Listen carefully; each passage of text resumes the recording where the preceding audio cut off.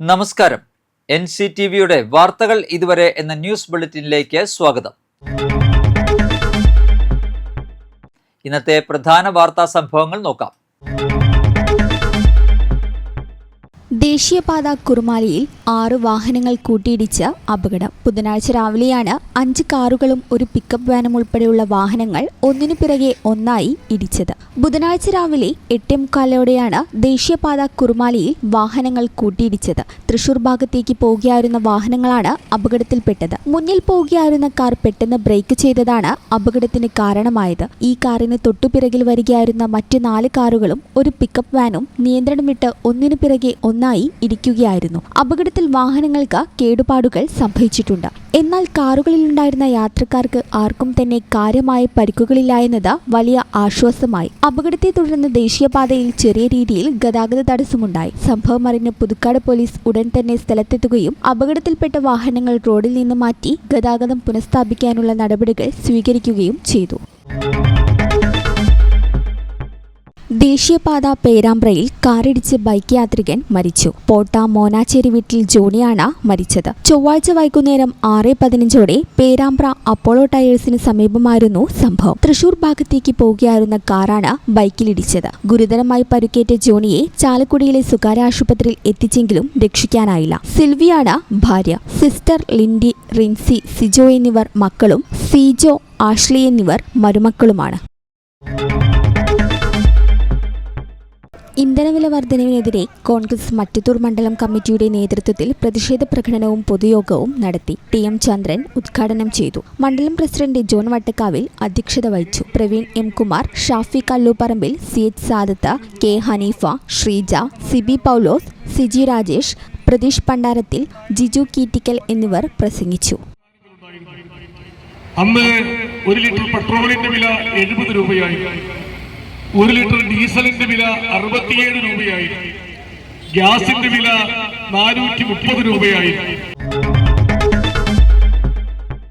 ഇന്ധനവില വർധനവിനെതിരെ കോൺഗ്രസ് പുതുക്കാട് മണ്ഡലം കമ്മിറ്റിയുടെ നേതൃത്വത്തിൽ പുതുക്കാട് സെന്ററിൽ പ്രതിഷേധ സമരം നടത്തി. DCC general secretary KM Baburaj ഉദ്ഘാടനം ചെയ്തു. മണ്ഡലം പ്രസിഡന്റ് രാജു തളിയപ്പറമ്പിൽ അധ്യക്ഷനായിരുന്നു. Block vice president Shaju Kaliyankara, Rathi Babu, Jayan T. John, Siju Payyappilly, Joshy Joy, Lini Biju, Joy Vallachirakkaran, Varghese Thekkethala, Justin Attupuram, Sindu Antony, Bindu Shaju എന്നിവർ പ്രസംഗിച്ചു.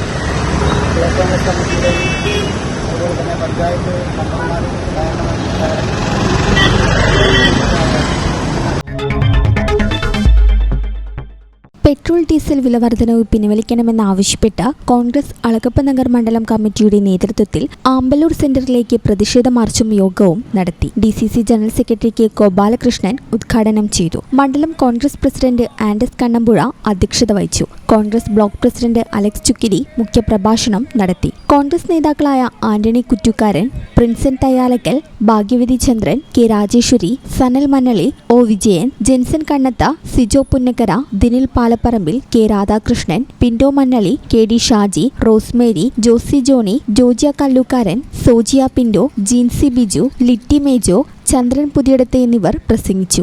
ആൻ സാൻഡോ, ആൽബിൻ, സ്റ്റാലി, KV സുന്ദരൻ, രാജൻ തയ്യാലക്കൽ എന്നിവർ നേതൃത്വം നൽകി.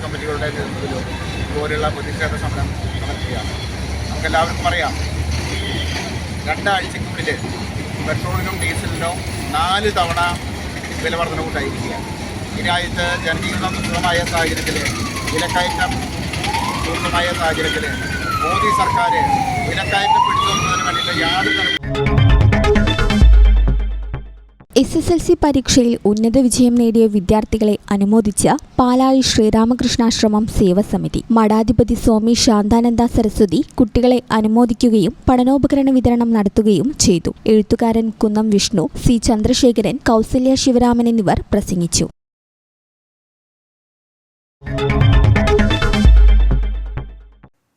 കാലാവസ്ഥ.